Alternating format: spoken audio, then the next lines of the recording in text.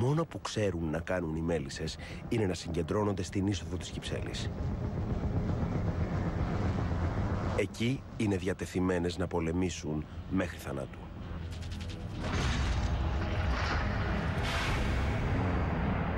Ωστόσο, οι σφίκες έχουν το πενταπλάσιο μέγεθος από τις μέλισσες και έχουν ακόρεστη όρεξη για θάνατο.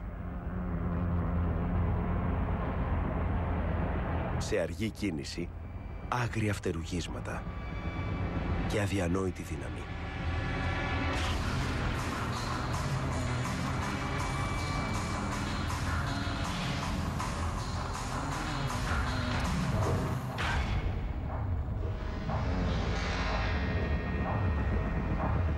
Η Ανδρεία δεν έχει θέση εδώ.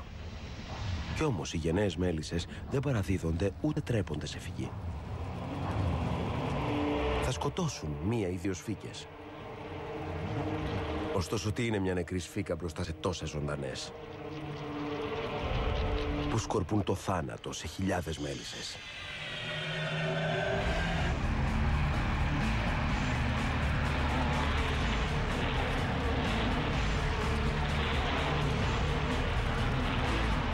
Το μακελιό συνεχίζεται.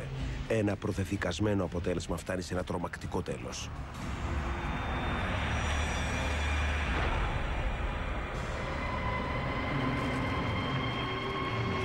Μπορούν να ξεκληρίσουν μια Κυψέλη με 30.000 μέλισσες.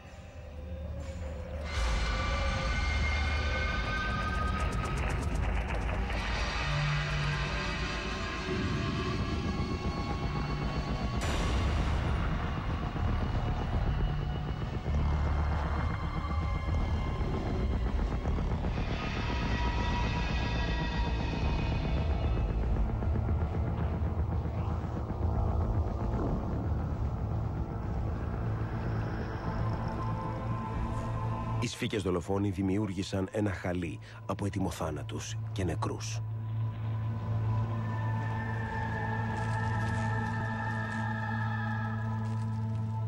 Τώρα λαιλατούν με την ησυχία τους, ενίοτε για μέρες. Αυτή η αποικία μελισσών είναι καταδικασμένη. Τα θύματα αφέθηκαν στα χέρια της αποσύνθεσης. Οι επιδρομείς καταβροχθίζουν το μέλι.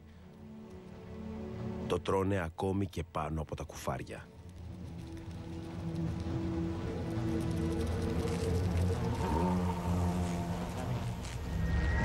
Οι αγέννητες μέλισσες θα αναμασηθούν και θα μετατραπούν σε μια πρωτεϊνική πάστα με την οποία θα τραφούν τα μικρά των σφικών.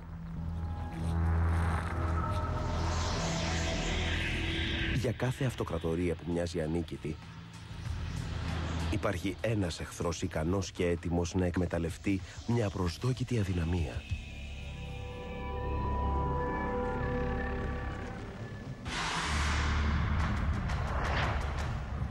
Οι αυτοκρατορίες επιτίθενται. Αλλά οφείλουν επίσης να υπερασπιστούν τον εαυτό τους. Όσο δυνατό και αν είναι το όχυρο, αυτές οι μέλισσες έχουν μάθει αυτό το μάθημα. Επί αιώνες επιβιώνουν και πολεμούν τους χειρότερους εχθρούς τους. Οι μέλισσες του γένους Σεράνα ξέρουν ότι οι γιγαντιαίες φύκες θα στείλουν ανιχνευτές για να εντοπίσουν τις κυψέλες τους.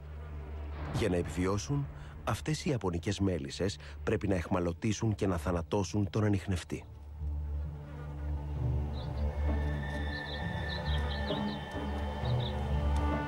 Και για να το επιτύχουν αυτό, έχουν ένα μυστικό όπλο.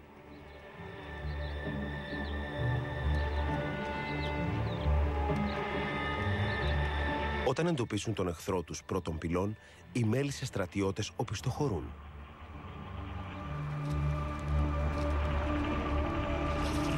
Μεταδίδουν σινιάλα μιας ευνίδιας επίθεσης. Δελεάζουν τη σφίκα να εισέλθει στην κυψέλη τους.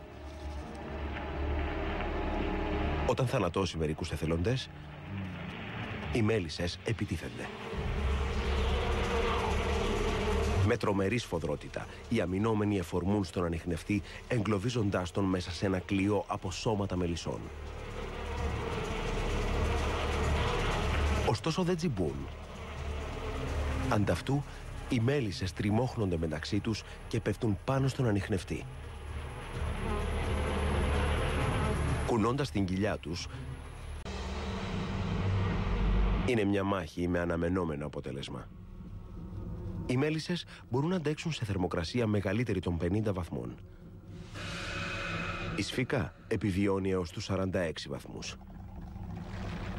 Η θερμοκρασία έχει εκτοξευθεί τώρα στους 47 βαθμούς.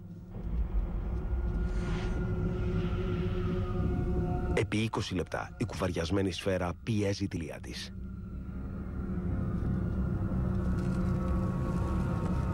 Μέλισσες πεθαίνουν. Άλλες επιταχύνουν. Αν διαφύγει ο ανιχνευτής, είναι καταδικασμένες όλες.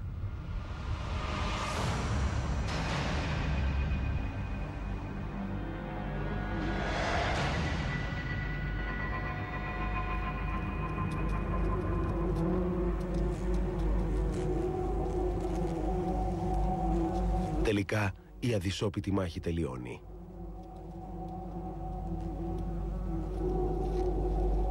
Αυτή η σφίκα δεν θα αποκαλύψει το μυστικό της τοποθεσίας της κυψέλης τους.